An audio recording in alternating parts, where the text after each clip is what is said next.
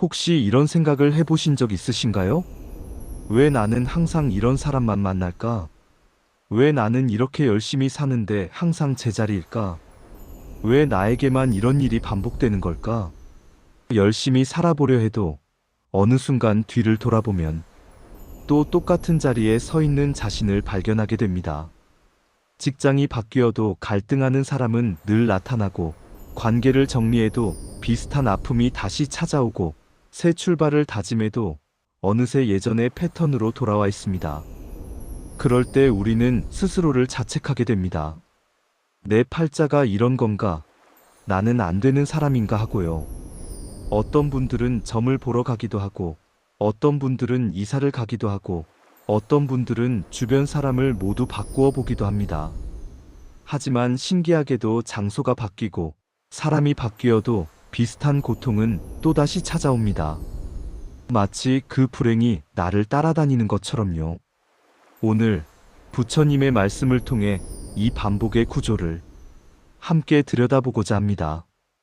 부처님께서는 말씀하셨습니다.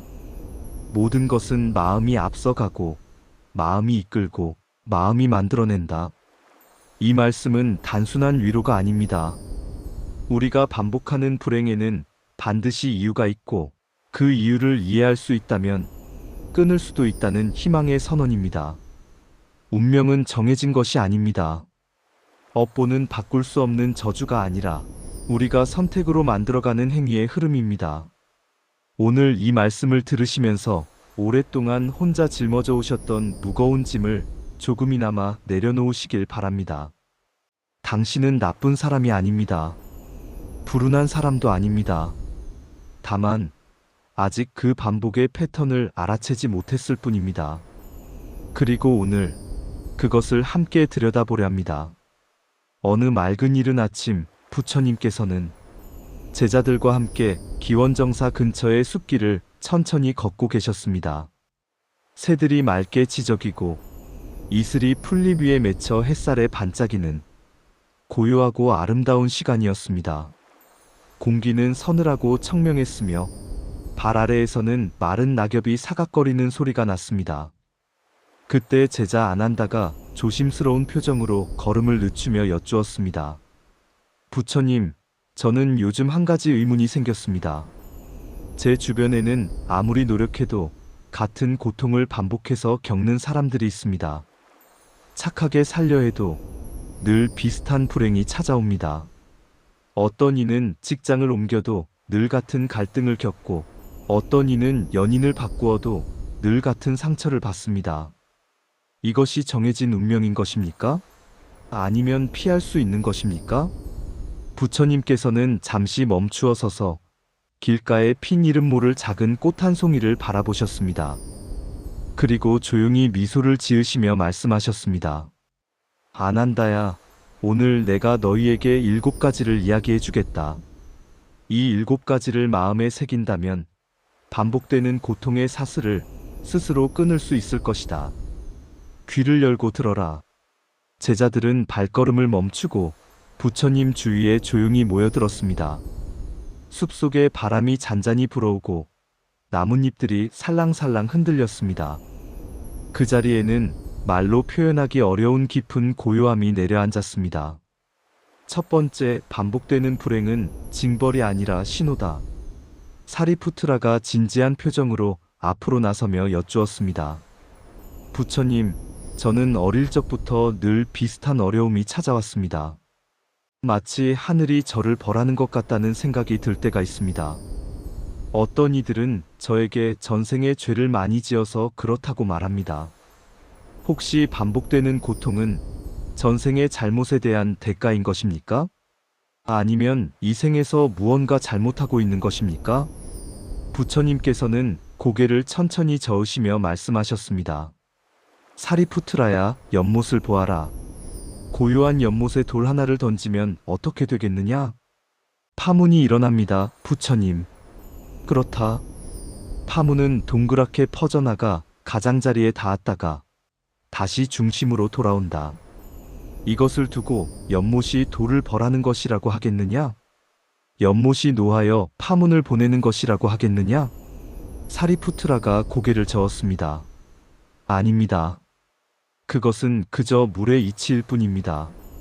그렇다. 반복되는 고통도 이와 같다. 그것은 너를 벌주는 하늘의 심판이 아니다. 전생의 죄값도 아니다. 너 안에 아직 해결되지 않은 무언가가 있다는 신호이다. 부처님께서는 잠시 멈추신 후 길가에 피어있는 풀을 바라보셨습니다. 불이 났을 때 연기가 피어오르는 것을 보아라. 연기는 불씨가 어딘가에 있다는 신호이다. 연기가 싫다고 연기를 향해 화를 내는 사람이 있겠느냐? 연기가 무섭다고 눈을 감아버리는 사람이 있겠느냐? 현명한 사람은 연기를 따라가 불씨를 찾는다. 반복되는 고통도 이와 같다. 그 고통은 우리 안에 꺼지지 않은 불씨를 가리키는 연기이다. 연기를 피하려 달아나는 것이 아니라 불씨가 어디에 있는지를 찾아야 한다. 사리푸트라는 잠시 말을 잃었습니다. 평생 고통을 징벌이라 여기며 스스로를 탓해왔는데 그것이 신호라는 말이 가슴에 새롭게 내려앉았습니다. 부처님께서는 계속하셨습니다. 많은 사람들이 고통이 반복될 때 스스로를 원망하거나 세상을 탓하거나 혹은 체념한다. 어떤 이는 나는 원래 이런 사람이야 라고 포기하고 어떤 이는 세상이 나를 싫어해라며 분노한다. 하지만 그 어느 것도 불씨를 끄지 못한다. 원망은 불씨를 더 크게 만들 뿐이고 체념은 불씨를 그냥 두는 것이다. 신호를 신호로 볼 수 있어야 한다. 이 고통이 나에게 무엇을 가르치려 하는가? 이 반복되는 상황이 내게 무엇을 보여주려 하는가? 이 질문을 스스로에게 던질 수 있는 사람만이 변화의 첫걸음을 뗄 수 있다. 목갈라나가 조심스럽게 물었습니다. 부처님, 하지만 신호라는 것을 알아도 그 신호가 무엇을 뜻하는지를 어떻게 알 수 있습니까? 고통이 너무 크면 그것을 신호로 보는 것조차 어렵습니다. 부처님께서는 고개를 끄덕이시며 말씀하셨습니다. 옳은 말이다. 타오르는 불 한가운데 있을 때 그 불의 방향을 알기는 어렵다. 그렇기에 먼저 고통에서 조금 거리를 두어야 한다. 고통이 올라올 때 그 속에서 허우적대는 것이 아니라 잠시 멈추어 서서 아, 나는 지금 또 이것을 경험하고 있구나 라고 바라보는 눈을 길러야 한다. 그 눈이 생기면 신호가 보이기 시작한다. 그리고 이것을 기억하라. 같은 고통이 반복된다면 그 고통 속에 반드시 공통된 요소가 있다. 항상 비슷한 유형의 사람에게 상처를 받는다면 그 사람들 사이에는 공통점이 있다. 항상 비슷한 상황에서 실수를 반복한다면 그 상황에서 내가 하는 선택의 패턴이 있다. 그 패턴을 찾는 것이 불씨를 찾는 것이다. 아난다가 눈을 반짝이며 물었습니다. 부처님, 그렇다면 고통을 피하거나 무시하는 것이 아니라 오히려 고통을 가까이 들여다봐야 한다는 말씀이십니까? 그렇다 아난다야. 두려움을 피하면 두려움은 커지고 고통을 외면하면 고통은 깊어진다. 하지만 고통을 나의 스승으로 바라볼 수 있는 사람은 그 고통으로부터 무언가를 배운다. 그리고 배운 사람에게는 같은 고통이 두 번 다시 찾아오지 않는다. 사리푸트라는 고개를 깊이 끄덕이며 눈을 감았습니다. 오랫동안 스스로를 탓해온 무게가 조금 가벼워지는 것 같았습니다. 부처님께서 말씀하셨습니다. 고통이 반복될 때 이렇게 실천해야 할 것들이 있다. 첫째, 왜 나에게만이라는 질문을 이 상황이 나에게 무엇을 보여주는가로 바꾸어라. 전자는 피해자의 질문이고 후자는 배우는 자의 질문이다. 같은 상황이라도 어떤 질문을 하느냐에 따라 전혀 다른 답이 열린다. 둘째, 반복되는 상황에서 매번 비슷하게 반응하고 있지는 않은지 스스로 살펴라. 내가 매번 같은 방식으로 반응한다면 같은 결과가 나오는 것은 당연하다. 반응을 바꾸는 것이 결과를 바꾸는 시작이다. 셋째, 고통을 징벌로 받아들이지 말고 아직 배우지 못한 수업으로 받아들여라. 수업을 받아들이는 학생에게는 성장이 오고 수업을 거부하는 학생에게는 같은 시험이 반복된다. 넷째, 그 고통이 처음 시작된 시점을 조용히 떠올려 보아라. 그때 내가 어떤 선택을 했는지, 어떤 생각을 했는지를 솔직하게 들여다보아라. 패턴의 시작점에 열쇠가 있는 경우가 많다. 부처님께서 잠시 눈을 감으셨다가 다시 뜨시며 조용히 말씀하셨습니다. 고통은 적이 아니다. 고통은 아직 풀지 못한 숙제를 들고 찾아오는 스승과 같다. 그 스승을 문 밖에서 쫓아내는 사람은 영원히 그 숙제를 품고 살아야 한다.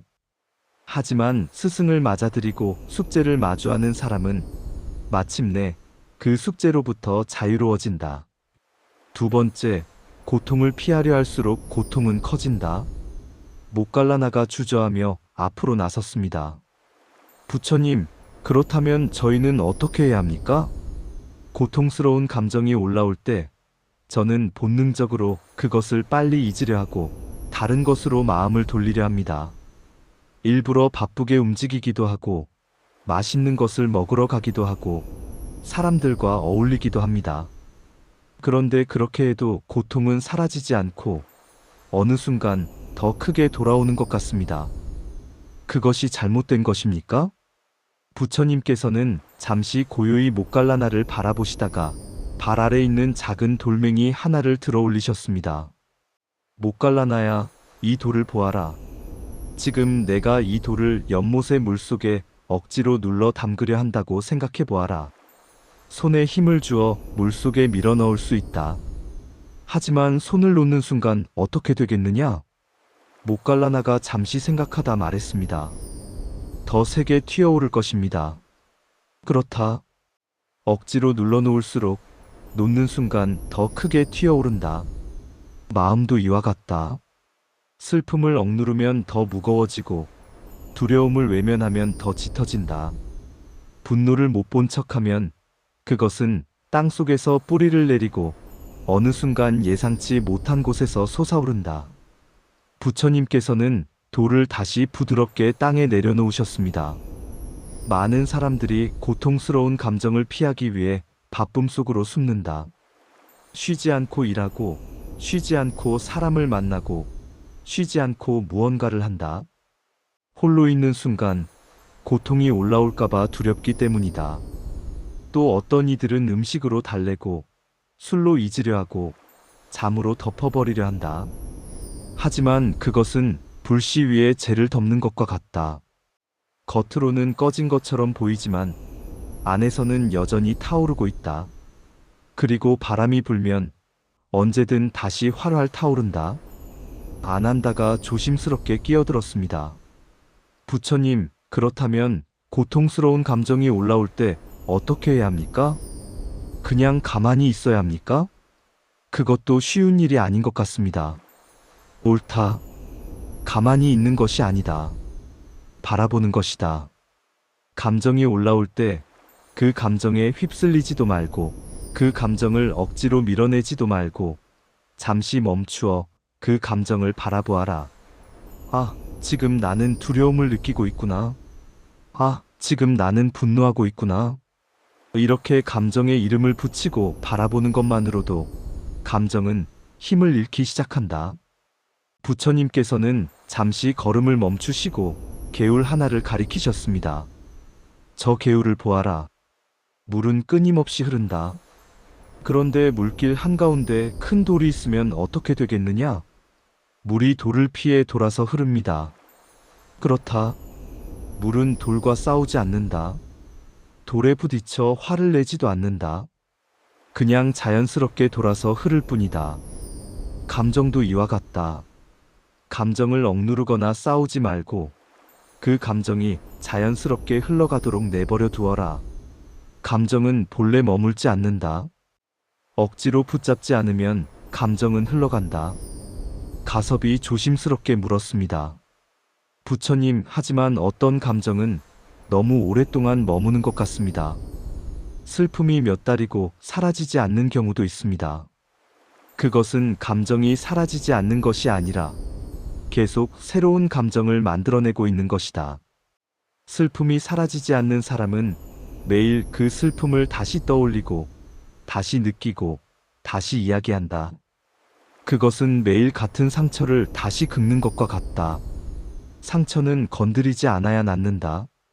감정도 마찬가지이다. 느끼되 집착하지 않아야 한다. 목갈라나는 고개를 숙이며 깊은 숨을 내쉬었습니다. 그간 힘든 감정이 올라올 때마다 외면하고 또 그 외면이 결국 고통을 더 키워왔다는 것이 이제 선명하게 이해되었습니다. 부처님께서 계속하셨습니다. 피하는 것이 반복의 원인이다. 회피는 해결이 아니라 연기일 뿐이다. 오늘 피한 것은 내일 더 크게 찾아온다. 그리고 그것이 삶의 패턴이 된다. 이 상황이 힘드니 피하자. 이 사람이 불편하니 피하자. 이 감정이 무서우니 피하자. 이렇게 계속 피하다 보면 결국 삶 전체가 회피의 연속이 되고 삶의 반경은 점점 좁아진다.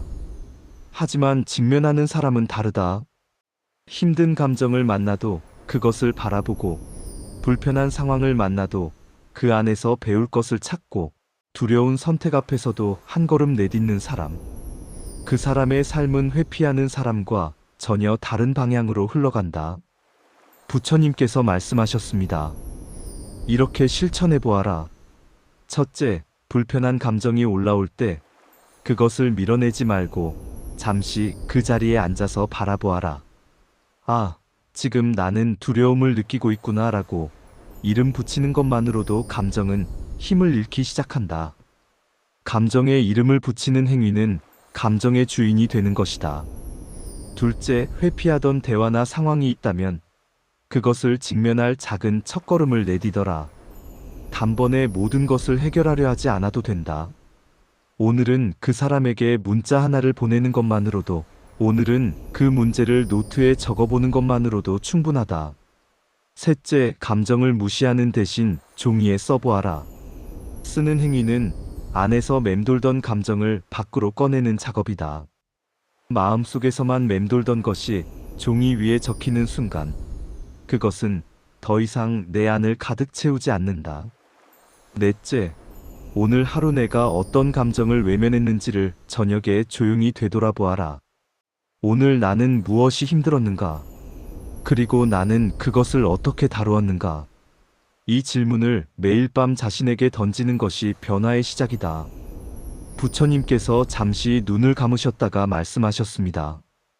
감정을 느끼는 것은 약함이 아니다.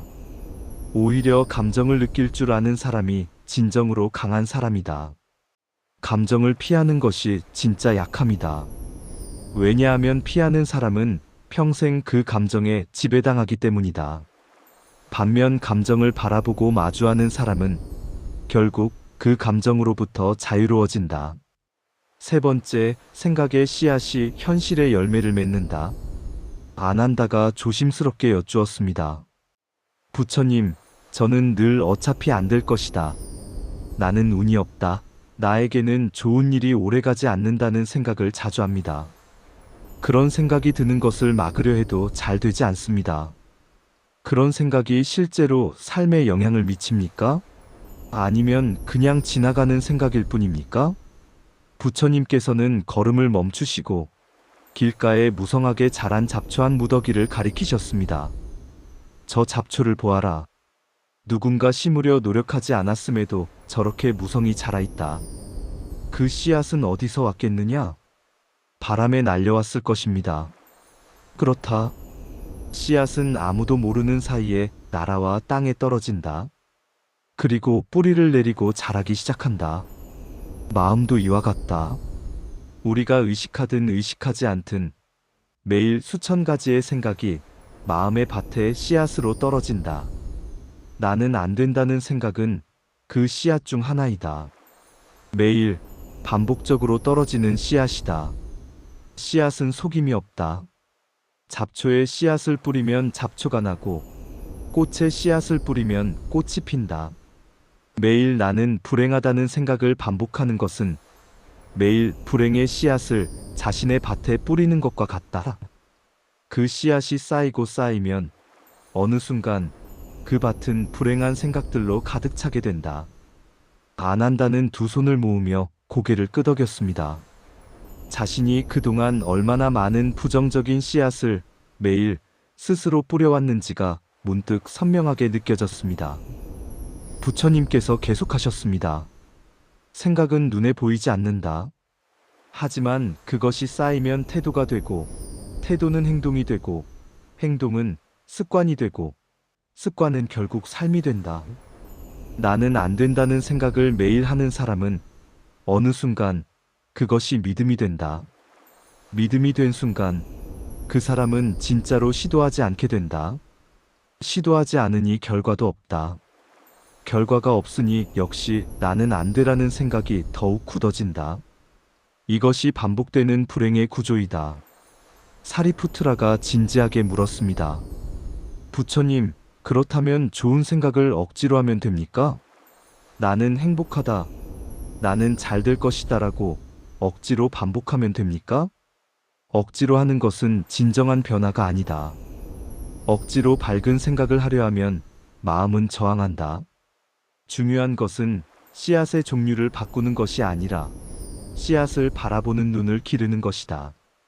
아, 지금 나는 부정적인 씨앗을 뿌리고 있구나 라고 알아채는 것만으로도 그 씨앗은 힘을 잃기 시작한다.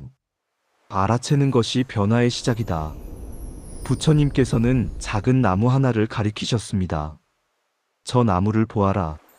처음에는 작은 씨앗 하나였을 것이다. 씨앗일 때는 쉽게 뽑을 수 있다. 하지만 뿌리를 깊이 내리고 줄기가 굵어지면 뽑는 것이 어려워진다. 마음속의 생각도 마찬가지이다. 처음에는 작은 씨앗이지만 반복될수록 뿌리가 깊어진다. 그렇기에 부정적인 생각이 처음 올라올 때 그것을 알아채고 다루는 것이 중요하다. 목갈라나가 물었습니다. 부처님, 이미 뿌리가 깊어진 생각은 어떻게 해야 합니까? 뿌리가 깊은 나무도 결국 다른 씨앗을 더 많이 뿌리면 바뀐다. 밭 전체를 다른 씨앗으로 채우면 잡초도 결국 공간을 잃는다. 매일 감사한 것 하나를 떠올리는 것, 매일 자신이 이룬 작은 것 하나를 기억하는 것, 이것들이 새로운 씨앗을 심는 행위이다. 한 번에 바뀌지 않는다. 하지만 매일 조금씩 다른 씨앗을 심다 보면 어느 순간 밭의 풍경이 달라진다. 안 한다는 잠시 말을 잃었습니다. 오랫동안 나는 안 된다는 생각이 삶을 어떻게 만들어 왔는지가 선명하게 보이는 것 같았습니다. 부처님께서는 법구경의 말씀을 인용하시며 계속하셨습니다. 법구경에 이르기를 모든 것은 마음이 앞서가고 마음이 이끌고 마음이 만들어낸다고 하였다. 이것은 철학이 아니다. 삶의 원리이다. 마음이 먼저 가는 곳에 삶이 따라간다. 그렇기에 마음을 어디로 향하게 하느냐가 삶을 어디로 이끌어 가느냐를 결정한다. 부처님께서 말씀하셨습니다. 실천해야 할 것들이 있다. 첫째, 오늘 하루 자신이 가장 많이 한 생각이 무엇인지를 저녁에 조용히 적어보아라. 자신이 무슨 씨앗을 뿌리고 있는지 알아야 바꿀 수 있다. 모르면 바꿀 수 없다. 둘째, 나는 안 된다는 생각이 올라올 때 그것을 억지로 지우려 하지 말고, 아, 이런 생각이 올라오는구나 라고 바라보아라. 그리고 천천히 아직은 안 됐지만 될 수도 있다라고 조금씩 바꾸어 보아라. 한 번에 완전히 바꾸려 하지 않아도 된다. 셋째, 아침에 눈을 떠서 가장 먼저 감사한 것 한 가지를 떠올려라. 어제 먹은 따뜻한 밥 한 끼도 좋고 오늘도 눈을 뜰 수 있다는 것도 좋다. 이것은 밭에 다른 종류의 씨앗을 심는 연습이다. 작지만 매일 반복하면 달라진다. 넷째, 나를 힘들게 하는 생각이 올라올 때 이것은 사실인가 아니면 내가 만들어낸 이야기인가를 스스로에게 물어보아라. 많은 경우 우리를 가장 힘들게 하는 것은 실제로 일어난 일이 아니라 우리가 그것에 대해 만들어낸 이야기이다. 부처님께서 조용히 마무리하셨습니다. 생각을 바꾸는 것이 삶을 바꾸는 가장 빠른 길이다. 하지만 생각을 억지로 바꾸려 하지 마라. 먼저 자신의 생각을 알아채고 그 생각을 바라보고 조금씩 다른 씨앗을 심어가는 것. 그것이 마음의 밭을 바꾸는 유일한 길이다. 여러분, 잠깐 멈추고 스스로에게 한번 물어봐 주세요. 지금까지 말씀드린 세 가지 중에서 가장 마음에 와닿는 것이 있으신가요? 혹시 반복되는 고통을 오랫동안 내 팔자라고 여기며 체념해 오신 건 아닌가요? 아니면 힘든 감정이 올라올 때마다 바쁜 척, 괜찮은 척 외면해 오신 건 아닌가요? 또는 어차피 나는 안 된다는 생각이 마음속 어딘가에 뿌리를 내리고 있지는 않으신가요? 사실 이런 마음, 정말 많은 분들이 혼자 안고 계십니다. 말하지 못해서 그렇지 혼자가 아닙니다. 누구에게도 말 못했던 그 이야기를 오늘 이 영상의 댓글에 짧게라도 남겨주세요. 여러분의 솔직한 이야기가 비슷한 고통을 혼자 안고 있는 다른 누군가에게 큰 위로가 될 것입니다. 그럼 이제 부처님의 네 번째 말씀을 계속 들어보겠습니다. 네 번째, 같은 사람을 반복해서 만나는 이유. 수보리가 의문스러운 표정으로 앞으로 나섰습니다. 부처님, 저는 이상하게도 늘 비슷한 유형의 사람과 인연이 닿습니다.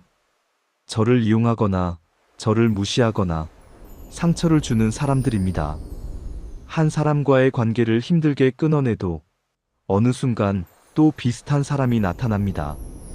처음에는 전혀 다른 사람 같아 보이는데 시간이 지나면 어느새 비슷한 상황이 반복됩니다. 이것은 무슨 이유입니까?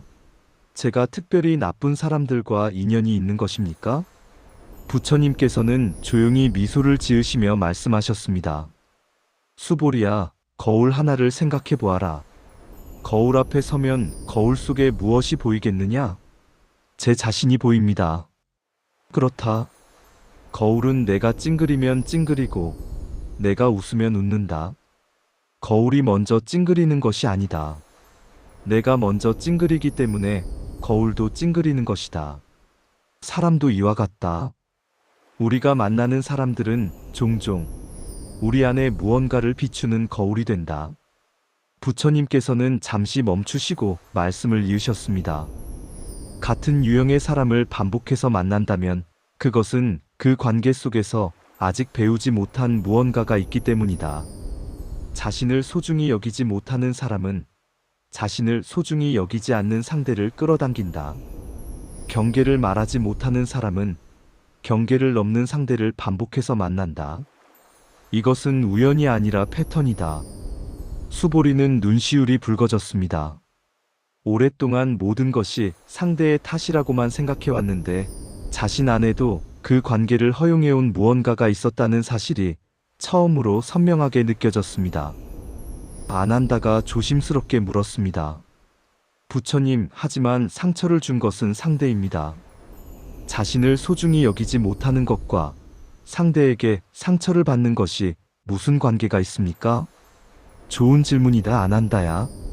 길을 걷다가 돌부리에 걸려 넘어지면 돌부리가 잘못한 것이냐? 아니면 돌부리를 보지 못하고 걷던 내가 부주의한 것이냐? 둘 다 있을 수 있겠습니다. 그렇다. 상대가 잘못한 것은 맞다. 하지만 그 상대를 내 곁에 두기로 선택한 것은 나이다. 그 상대의 행동을 허용하고 참아온 것도 나이다. 상대를 탓하는 것은 쉽지만 상대가 바뀌어도 나의 패턴이 바뀌지 않으면 또 다른 비슷한 돌부리를 만나게 된다. 부처님께서는 계속하셨습니다. 이것은 너를 탓하는 것이 아니다. 다만 관계의 패턴은 항상 둘이 함께 만들어간다는 것을 알아야 한다. 상대를 바꾸려 하기 전에 자신이 그 관계에서 어떤 역할을 해왔는지를 돌아보아라. 나는 왜 이 사람의 부탁을 거절하지 못했는가? 나는 왜 이 사람이 나를 무시할 때 아무 말도 하지 못했는가? 나는 왜 이 사람이 상처를 줄 때도 곁을 떠나지 못했는가? 이 질문들이 고리를 끊는 열쇠다. 가섭이 진지하게 끼어들었습니다. 부처님, 그렇다면 경계를 말하는 것이 관계를 망치는 것은 아닙니까? 싫다고 말하면 상대가 떠나버릴까봐 두렵습니다. 경계를 말했을 때 떠나는 사람이라면 그 사람은 애초에 너를 위한 사람이 아니었다. 진정으로 너를 소중히 여기는 사람은 내가 경계를 말해도 그 경계를 존중한다. 경계를 말하는 것은 관계를 망치는 것이 아니라 진정한 관계와 그렇지 않은 관계를 가려내는 것이다. 두려움 때문에 경계를 말하지 못하면 결국 나를 소중히 여기지 않는 사람들로 둘러싸이게 된다. 수보리는 잠시 깊은 숨을 내쉬었습니다. 오랫동안 경계를 말하지 못해온 이유가 상대를 잃을까봐 두려워서였다는 것이 이제 선명하게 보였습니다. 부처님께서 말씀하셨습니다. 실천해야 할 것들이 있다. 첫째, 지금까지 내 삶에서 상처를 준 사람들의 공통점이 무엇인지를 조용히 생각해 보아라. 그들이 처음에 어떻게 다가왔는지, 나는 그들에게 어떻게 반응했는지, 상대가 아닌 나의 패턴을 찾는 것이다. 둘째, 나는 어떤 상황에서 경계를 말하지 못하고 참아왔는지를 솔직하게 적어보아라. 어떤 상황에서 싫다고 말하지 못했는지, 어떤 상황에서 부당한 대우를 참았는지, 그 패턴을 아는 것이 변화의 시작이다. 셋째, 싫다. 그것은 어렵다. 나는 그렇게 하고 싶지 않다는 말을 아주 작은 상황에서부터 연습해 보아라. 경계는 타고나는 것이 아니라 연습으로 길러지는 것이다. 처음에는 어색하고 두렵더라도 반복할수록 자연스러워진다. 넷째, 나를 소중히 대하지 않는 관계에서는 조용히 거리를 두는 용기를 내보아라. 그것이 상대를 벌하는 것이 아니라 나를 지키는 것이다. 나를 지키는 것이 이기적인 것이 아니다. 내가 온전해야 다른 이에게도 온전히 줄 수 있다. 부처님께서 조용히 마무리하셨습니다. 같은 관계가 반복된다면 답은 상대가 아닌 나 안에 있다. 나를 바꾸지 않고 상대만 바꾸는 것은 고장난 거울 앞에서 표정만 바꾸는 것과 같다. 거울이 문제가 아닐 수 있다. 내가 어떤 모습으로 서 있는지를 먼저 보아야 한다. 다섯 번째, 용서는 상대를 위한 것이 아니라 나를 위한 것이다. 가섭이 조심스럽게 입을 열었습니다. 부처님, 저는 오래전에 저를 깊이 배신한 사람이 있습니다. 가장 믿었던 사람이었습니다. 그 사람을 떠올리면 지금도 가슴이 무겁고 때로는 분노가 치밀어 오릅니다. 그런데 어떤 이들은 용서를 하라고 합니다. 용서해야 마음이 편해진다고 합니다. 하지만 저는 도저히 그 사람을 용서하고 싶지 않습니다. 용서하면 그 사람이 한 잘못이 면해지는 것 같고 내가 그것을 괜찮다고 인정하는 것 같아서요. 부처님께서는 잠시 눈을 감으셨다가 천천히 말씀하셨습니다. 가섭아, 독이 든 그릇을 손에 쥐고 있다고 생각해 보아라. 그 그릇 안에는 독이 가득 들어 있다. 너는 그 그릇을 내려놓지 않고 꽉 쥐고 있다. 그 그릇을 꽉 쥐고 있으면 독은 누구에게 스며들겠느냐? 가섭은 잠시 생각에 잠겼습니다. 저 자신에게 스며들겠군요. 그렇다. 독이 든 그릇을 꽉 쥐고 있는 동안 그 독은 상대에게 가는 것이 아니라 그것을 쥐고 있는 너에게 스며든다. 용서하지 못한 마음은 그것과 같다. 원망은 너를 지키는 방패가 아니다. 원망은 너를 천천히 갉아먹는 독이다. 그리고 그 독은 배신한 상대가 아닌 너 자신에게 스며들고 있다. 가섭은 고개를 숙이며 깊은 숨을 내쉬었습니다. 눈가에 눈물이 맺혔습니다. 부처님께서 계속하셨습니다. 용서는 그 사람이 옳았다고 인정하는 것이 아니다. 그 사람의 행동이 괜찮았다고 말하는 것도 아니다. 그 사람이 벌을 면하는 것도 아니다. 용서는 오직 하나이다. 내가 그 사람에게 묶여있는 사슬을 끊는 행위이다. 아난다가 조심스럽게 물었습니다. 부처님, 사슬이라는 표현이 어떤 의미입니까? 원망하는 사람을 생각해 보아라. 그 사람은 자나깨나 상대를 떠올린다. 밥을 먹을 때도, 잠이 들려 할 때도, 좋은 것을 볼 때도 문득 그 사람이 생각난다. 그 사람이 나에게 왜 그랬을까? 그 사람은 지금 잘 살고 있을까? 그 사람이 나에게 한 짓이 얼마나 나쁜가. 이것이 사슬이다. 원망은 나를 과거에 그 사람에게 붙잡아두는 사슬이다. 원망하는 동안 나는 지금 이 순간을 살지 못한다. 목갈라나가 물었습니다. 부처님, 그 사람은 지금 아무런 불편함도 없이 잘 살고 있는데 나만 그 원망에 사로잡혀 있다는 말씀이십니까? 많은 경우 그렇다. 배신한 상대는 이미 그 일을 잊고 자신의 삶을 살아가고 있다. 하지만 원망하는 사람은 아직도 그날 그 순간에 갇혀 있다. 이것이 용서하지 못하는 것의 진실이다. 가장 큰 피해를 받는 것은 원망하는 사람 자신이다. 가섭은 잠시 말을 잃었습니다. 오랫동안 원망이 스스로를 지키는 것이라 생각했는데 사실은 그 원망이 자신을 가장 깊이 해치고 있었다는 것이 이제야 보였습니다. 부처님께서 말씀을 이으셨습니다. 용서는 단번에 이루어지지 않는다. 마음이 완전히 그 사람을 용서하지 못하더라도 괜찮다. 중요한 것은 방향이다. 나는 이 무게를 언젠가 내려놓고 싶다는 마음 하나를 품는 것, 그것이 시작이다. 용서는 목적지가 아니라 길이다. 그 길을 걷기 시작하는 것만으로도 사슬은 조금씩 느슨해진다. 부처님께서는 개울가에 핀 연꽃 한 송이를 바라보시며 말씀하셨습니다. 저 연꽃을 보아라. 연꽃은 진흙 속에서 자란다. 진흙을 피하는 것이 아니라 진흙 속에 뿌리를 두고 물 위로 꽃을 피운다. 고통과 배신의 경험도 이와 같다. 그것을 부정하거나 억누르는 것이 아니라 그 경험을 딛고 일어서는 것이 연꽃의 길이다. 용서는 그 과정에서 진흙을 놓아주는 행위이다. 부처님께서 말씀하셨습니다. 이렇게 실천해 보아라. 첫째, 지금 당장 그 사람을 완전히 용서하려 하지 않아도 된다. 다만 나는 언젠가 이 무게를 내려놓고 싶다는 마음 하나만 품어보아라. 그 마음이 씨앗이 된다.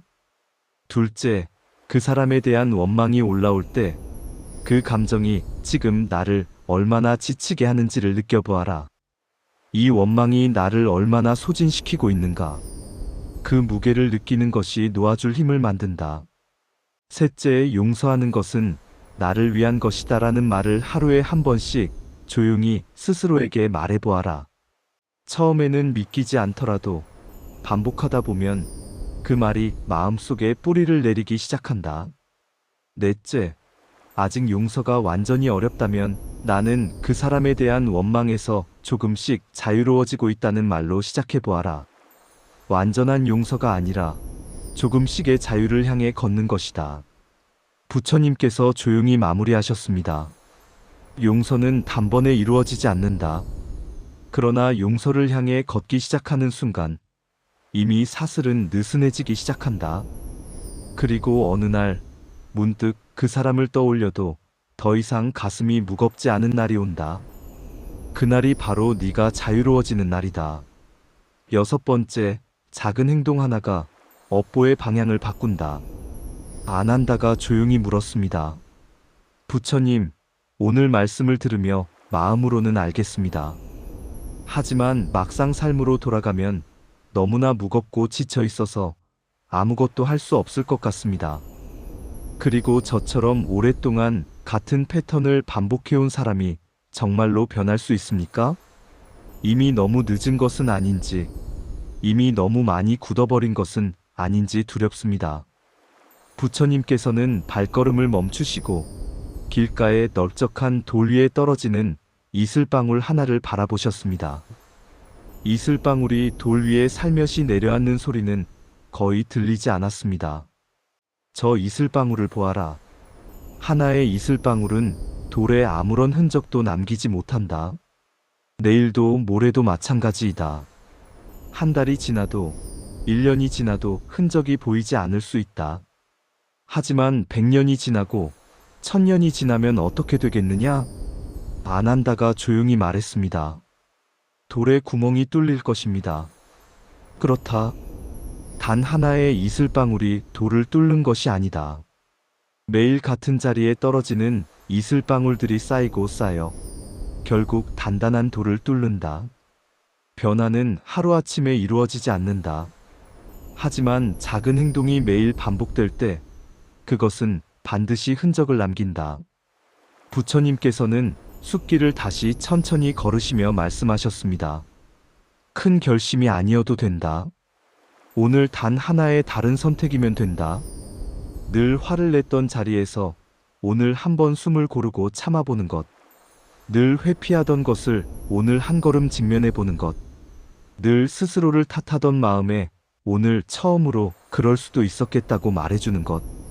이것이 이슬방울 하나를 떨어뜨리는 것이다. 사리푸트라가 물었습니다. 부처님, 하지만 오늘 한 가지를 다르게 한다고 해서 삶이 달라지겠습니까? 너무 미미한 것 같습니다. 씨앗 하나를 심는 사람에게 이 작은 씨앗이 나무가 되겠느냐고 묻는 것과 같다. 씨앗은 심은 날 나무가 되지 않는다. 하지만 씨앗을 심지 않으면 나무는 영원히 오지 않는다. 오늘의 작은 선택이 내일의 나를 만들고 내일의 작은 선택이 한 달 후의 나를 만들고 그것이 쌓여 1년 후의 삶이 된다. 목갈라나가 진지하게 끼어들었습니다. 부처님, 그런데 저는 변화를 시도하다가 며칠 만에 포기하는 경우가 많습니다. 열심히 하다가도 한번 실패하면 역시 나는 안 되라는 생각이 들고 아예 그만두어 버립니다. 그것이 많은 이들이 변화에 실패하는 이유이다. 완벽하게 하려 하기 때문이다. 이슬방울이 하루 빠진다고 해서 천년의 흐름이 멈추지 않는다. 어제 한번 실패했다면 오늘 다시 시작하면 된다. 변화는 완벽한 연속이 아니다. 포기하지 않는 것이 변화이다. 부처님께서는 잠시 바람에 흔들리는 나뭇가지를 바라보셨습니다. 나무를 보아라. 바람이 불면 나뭇가지가 흔들린다. 심하게 흔들리기도 한다. 하지만 뿌리가 깊은 나무는 바람이 지나가면 다시 제자리를 찾는다. 뿌리가 없는 나무는 바람에 쓰러진다. 작은 행동을 매일 반복하는 것은 뿌리를 깊게 내리는 것이다. 뿌리가 깊어지면 어떤 바람이 불어도 흔들리지 않는 자신이 된다. 안 한다는 두 손을 모으며 눈을 감았습니다. 큰 변화가 아니어도 된다는 말이 오랫동안 변화를 포기해온 마음에 따뜻하게 내려앉았습니다. 부처님께서 계속하셨습니다. 업보는 운명이 아니다. 업보는 행위의 축적이다. 나쁜 방향으로 쌓인 행위들이 나쁜 결과를 낳는 것처럼 작지만 좋은 방향의 행위들도 반드시 축적된다. 방향이 바뀌면 결과도 바뀐다. 오늘 단 하나의 다른 선택이 업보의 방향을 바꾸는 시작이 된다. 부처님께서 말씀하셨습니다. 이렇게 실천해 보아라. 첫째, 오늘 단 하나 늘 하던 것과 다른 선택을 해보아라. 아무리 사소해도 좋다. 늘 참지 못하고 화를 냈다면 오늘 한번 참아보는 것. 늘 외면하던 사람에게 오늘 한번 먼저 인사해보는 것. 그 하나가 이슬방울 하나이다. 둘째, 매일 저녁 오늘 내가 한 가지 다르게 행동한 것을 적어라. 기록은 변화를 눈으로 보게 해준다. 눈으로 보이는 변화는 더 많은 변화를 만들어낸다. 셋째, 완벽하게 바뀌려 하지 마라. 오늘 하루 조금 더 나은 선택을 하나 했다면 그것으로 충분하다. 완벽한 나가 목표가 아니라 어제보다 조금 더 나은 나가 목표이다. 넷째, 스스로에게 지나치게 가혹하게 굴지 마라. 오래된 패턴은 하루아침에 바뀌지 않는다. 그것은 너의 잘못이 아니라 그만큼 오래 반복되어 깊이 뿌리내린 것이기 때문이다. 천천히 바뀌어도 괜찮다. 방향만 맞으면 된다. 부처님께서 조용히 마무리하셨습니다. 강물의 방향을 바꾸는 것은 하루아침의 폭풍이 아니라 오랜 세월 흐르고 또 흐르는 물의 힘이다. 오늘 네가 내리는 작은 선택 하나가 강물의 방향을 조금 바꾼다. 그리고 그 조금 바뀐 방향이 먼 훗날 전혀 다른 곳으로 너를 데려다 줄 것이다. 7번째, 지금 이 순간을 살아가는 것이 고리를 끊는 힘이다. 목갈라나가 마지막으로 조심스럽게 입을 열었습니다. 부처님 말씀을 들으며 한 가지 더 궁금한 것이 생겼습니다. 저는 변화하려 할 때마다 과거의 실수가 자꾸 떠오릅니다. 나는 예전에도 이런 결심을 했다가 실패했다. 나는 이미 너무 많이 잘못해왔다는 생각이 들고 그 생각이 변화의 의지를 꺾어버립니다. 또 어떤 때는 미래가 걱정되어 아무것도 시작하지 못합니다. 잘 되지 않으면 어떡하나, 이번에도 실패하면 어떡하나는 생각이 발걸음을 붙잡습니다. 어떻게 해야 이 방황에서 벗어날 수 있겠습니까? 부처님께서는 걸음을 멈추시고 맑게 빛나는 아침 하늘을 올려다보셨습니다. 하늘을 보아라.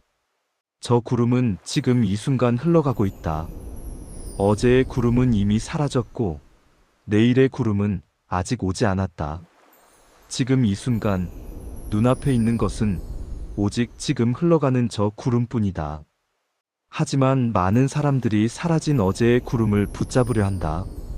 이미 지나간 구름을 바라보며 그 구름이 왜 저렇게 지나갔을까? 그 구름이 다른 방향으로 갔더라면 좋았을 텐데라며 과거에 머문다.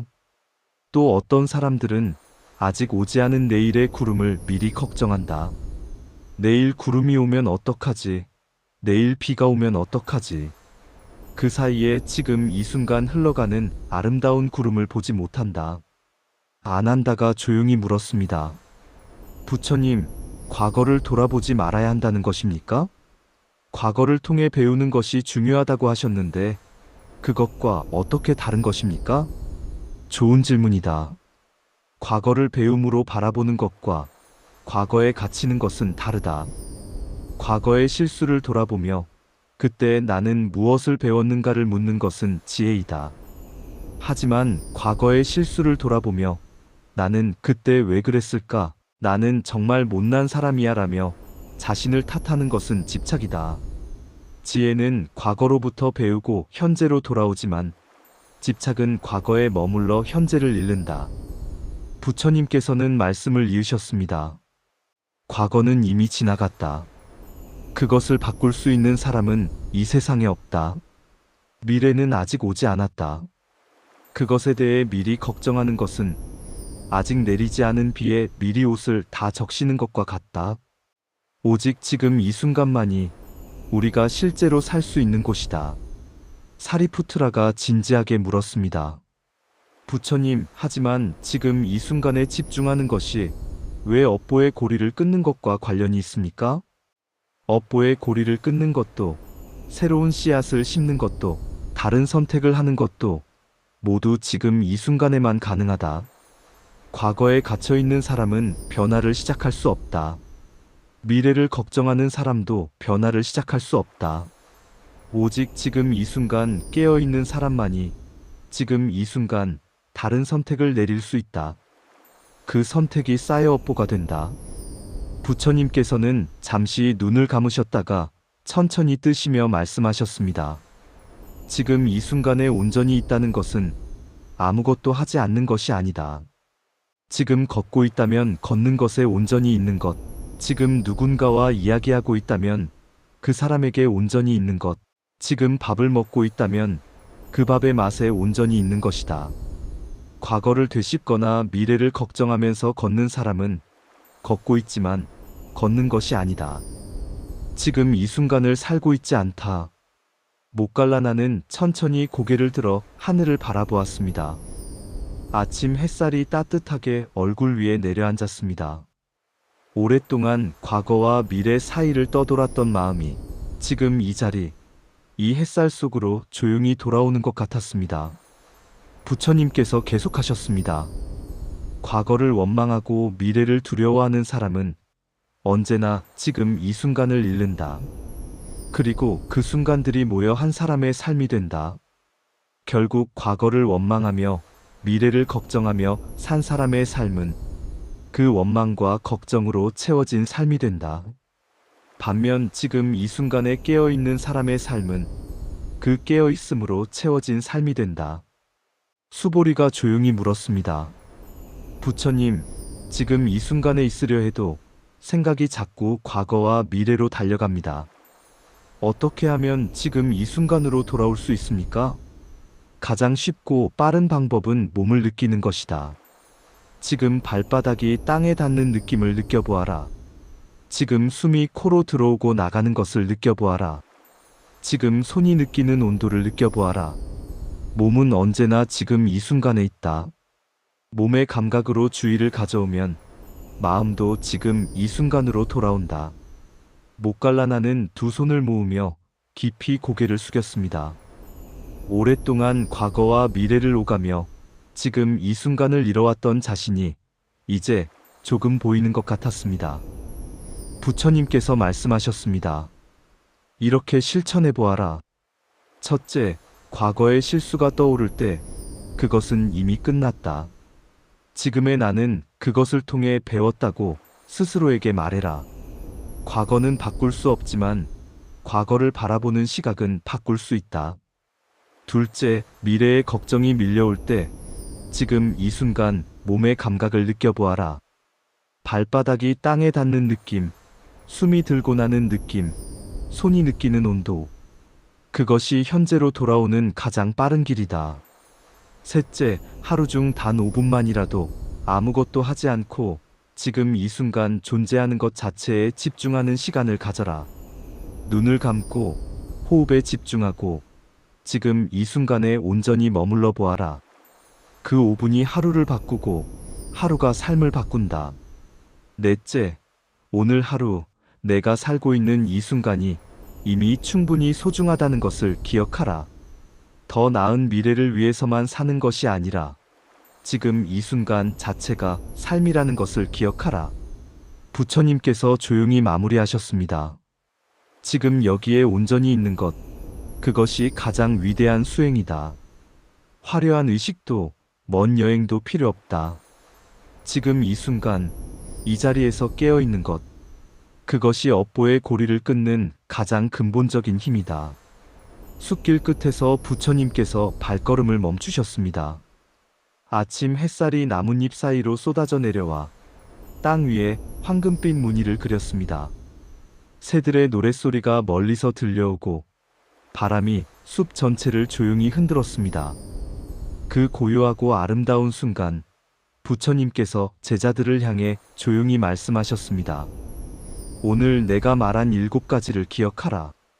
첫째, 반복되는 불행은 징벌이 아니라 신호다. 그 신호가 무엇을 가리키는지를 보아라. 둘째, 고통을 피하려 할수록 고통은 커진다. 느끼고 바라보고 직면하라. 셋째, 생각의 씨앗이 현실의 열매를 맺는다. 매일 어떤 씨앗을 뿌리는지를 살펴라. 넷째, 같은 사람을 반복해서 만나는 것은 패턴이다. 상대가 아닌 나 안의 패턴을 보아라. 다섯째, 용서는 상대를 위한 것이 아니라 나를 위한 것이다. 독이 든 그릇을 내려놓아라. 여섯째, 작은 행동 하나가 업보의 방향을 바꾼다. 오늘 단 하나의 다른 선택을 하라. 일곱째, 지금 이 순간을 사는 것이 고리를 끊는 힘이다.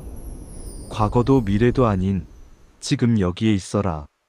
부처님께서 잠시 눈을 감으셨다가 다시 천천히 뜨시며 말씀하셨습니다. 이 7가지를 마음에 새긴다면 반복되는 불행의 고리는 반드시 끊어진다. 한 번에 모두 바꾸려 하지 않아도 된다. 오늘 하나, 내일 하나. 이슬방울이 돌을 뚫듯이 작고 꾸준한 변화가 삶을 바꾼다. 제자들은 두 손을 모으고 깊이 절을 올렸습니다. 누군가는 눈물을 훔쳤고 누군가는 고개를 끄덕이며 눈을 감았으며 누군가는 한참 동안 말없이 하늘을 바라보았습니다. 숲속에는 오랫동안 고요한 침묵이 흘렀습니다. 그 침묵 속에 말로는 담을 수 없는 무언가가 가득했습니다. 그날 저녁 제자들은 각자의 자리에 앉아 하루를 되돌아보았습니다.